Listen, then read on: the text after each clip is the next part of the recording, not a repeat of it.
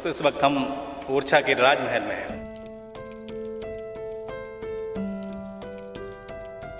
कौन कहता है कि टाइम ट्रेवल सिर्फ किस्से कहानियों या फिर फिल्मों तक ही सीमित है। इन ऐतिहासिक स्थलों के वीरानों में आकर तो देखिए, कल्पनाओं में ही सही ये आपको अपने युग की यात्रा पर ले जाएंगे।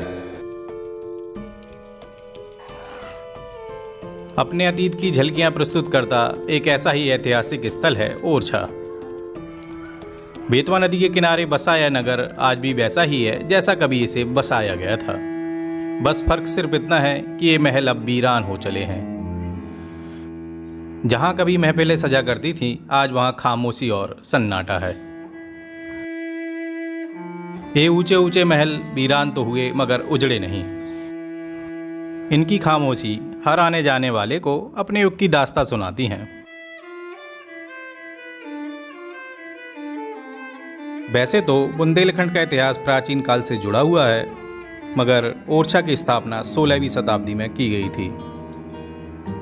ओरछा के किले में कई सारे महल बने हुए हैं, जिनमें सबसे प्राचीन है राजा का महल, जिसे ओरछा महल के नाम से भी जाना जाता है। इस महल की नींव 1501 में राजा रुद्र प्रताप सिंह ने रखी थी, मगर वह इसे अपने जीवन काल में पूरा न कर सके। उनकी मृत्यु के लगभग 50 वर्ष के बाद राजा मधुकर शाह के शासनकाल में इस महल का निर्माण पूरा हुआ। मेरे पीछे आप जो देख रहे हैं ये राजा का कक्ष है। इसके अंदर बहुत ही बेहतरीन पेंटिंग बनाई गई हैं, तो आइए चलते हैं, आपको दिखाते हैं।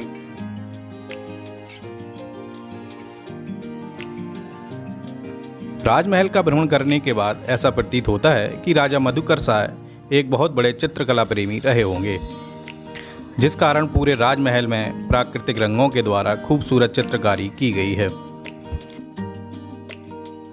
चाहे वह राजा का बेडरूम हो या फिर राज दरबार, सभी जगह दीवारों और ऊपरी छत को बुंदेली शैली में निर्मित चित्रों से सजाया गया है। नंबर 7 लिखा हुआ है, ये है रानी का कक्ष, और इस कक्ष में विष्णु जी के 12 अवतारों का चित्रण बहुत ही बेहतरीन तरीके से किया गया है। विष्णु की कहानियों को हम मूलतः जानते हैं 10 अवतारों से, तो 10 अवतारों का सुंदर चित्रण इसमें किया गया है। तो प्रथम अवतार भगवान विष्णु का जो राजा मधुकर शाह जहां कृष्ण भक्त थे, वहीं उनकी पत्नी कुंवर गणेशी बहुत बड़ी राम भक्त थीं। इसी कारण उनके कक्ष में रामायण से जुड़े हुए चित्रों और भगवान विष्णु के 10 अवतारों का चित्रण बहुत ही खूबसूरत तरीके से किया गया है।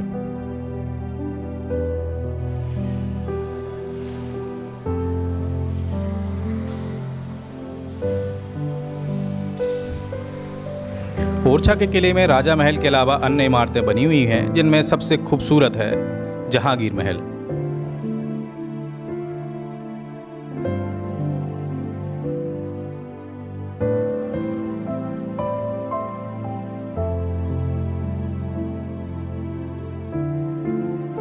इस वक्त मैं ओरछा के जहांगीर महल में हूँ, और इस महल का निर्माण वीर सिंह बुंदेला ने मुगल सम्राट जहांगीर के सम्मान में बनवाया था।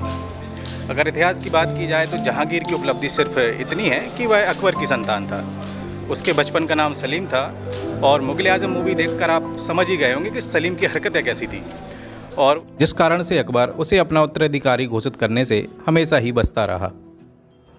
अंत में जहांगीर ने विद्रोह कर दिया, और इसी विद्रोह को दबाने के लिए अकबर ने अपने 9 रत्नों में से एक अबुल फजल को उसके पीछे लगा दिया, और सलीम ने यानी कि जहांगीर ने अबुल फजल से छुटकारा पाने के लिए ओरछा नरेश वीर सिंह बुंदेला से सहायता मांगी, और फिर वीर सिंह बुंदेला ने अबुल फजल को कत्ल कर दिया था।